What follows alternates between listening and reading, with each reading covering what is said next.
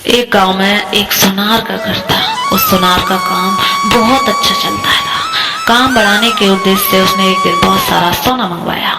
इस बात का पता जब गांव रात को पहरा देने वाले पहरेदार को चला तो उसने मन में लालच सा आ गया। जैसे ही रात हुई वह पहरेदार उस सुनार के घर में घुस गया और उसे मार दिया। सुनार को मारने के बाद वह जैसे ही बाहर निकला तभी उसे सुनार के एक पड़ोसी ने देख लिया। वह पड़ोसी बहुत ही सज्जन पुरुष थे। उसे अचानक देख पहरेदार घबरा गया। उस सज्जन पुरुष ने पहरेदार के हाथ में जब बक्सा देखा तो उसने ये सवाल पूछना शुरू कर दिया, ये बक्सा लेकर तुम कहाँ जा रहे हो?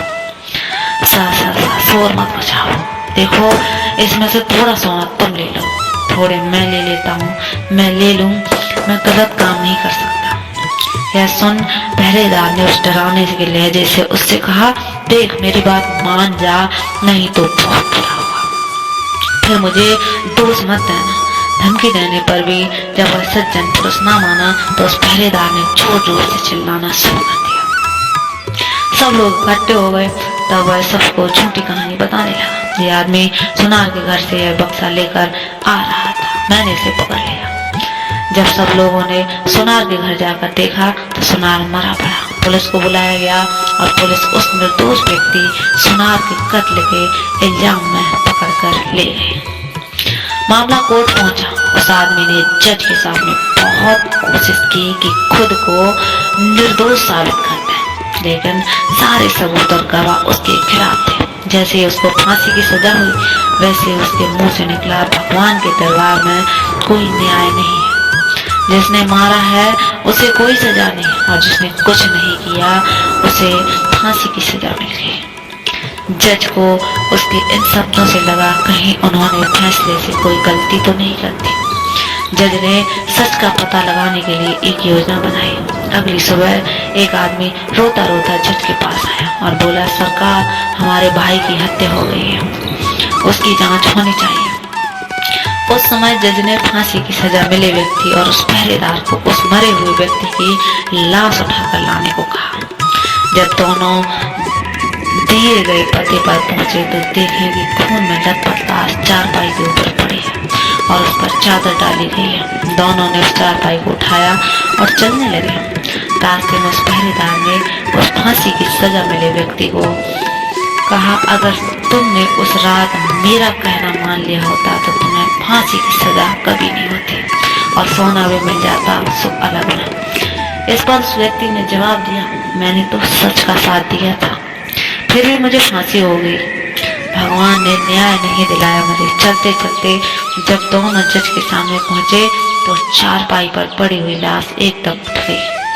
असल में वह लाश नहीं थी बल्कि जज द्वारा सच का पता लगाने के लिए एक सिपाही था और सिपाही ने उठकर सारी सच्चाई जज को बता दी। जज सच्चाई सुनने पर बहुत हैरान हुए। पहरेदार को कैद कर लिया गया। न्याय हो गया था लेकिन जज के मन को अभी भी शांति नहीं मिली थी। सो उन्होंने उस सज्जन व्यक्ति से कहा, इस मामले में तो तुम निर्दोष साबित हो गए, लेकिन सच बताओ कि तुमने कभी कोई हत्या की है क्या? जज की चालाकी वह व्यक्ति पहले देख ही चुका था, इसलिए अब वह झूठ बोलने से डर रहा था, इसलिए उसने सच्चाई बतानी शुरू कर दी। बहुत पहले की बात है, एक दुष्ट व्यक्ति मेरी गैर हाजिरी में मेरी पत्नी से मिलने आया करता था। मैंने अपनी पत्नी और उस व्यक्ति को समझाने का बहुत प्रयास किया मगर वह नहीं माने। एक दिन जब मैं अचानक घर पर पहुंच गया तो वह व्यक्ति घर पर ही था। मुझे बहुत गुस्सा आया।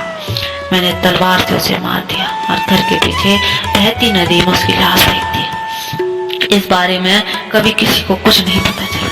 जिसने कहा, मैं भी यही सोच रहा था कि मैंने कभी कोई गलत काम नहीं किया और न ही किसी से रिश्वत ली और फिर मेरे हाथ से एक गलत फैसला हुआ कैसे। खैर, अब तो मैं अपने कर्मों का फल तो भोगना ही पड़ेगा। पहरेदार के साथ अब तुम्हें भी फांसी होगी। तो दोस्तों, ये बात तो सच है कि कर्मों का फल भले ही देर से मिले लेकिन मिलता जरूर है।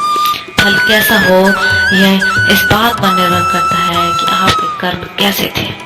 आप अपने बुरे कर्मों का फल अच्छे कर्म करके टाल नहीं सकते, जैसा कि उस व्यक्ति ने पहरेदार को रोककर अच्छा कर्म करना चाहा, लेकिन उस अच्छे कर्म के कारण उसके बुरे कर्म नहीं भुलाए जाएंगे, इसलिए उसे उसके पुराने कर्मों की सजा मिली, भले ही देर में मिली, लेकिन कर्म फल पर कहानी आपको कैसी लगी अवश्य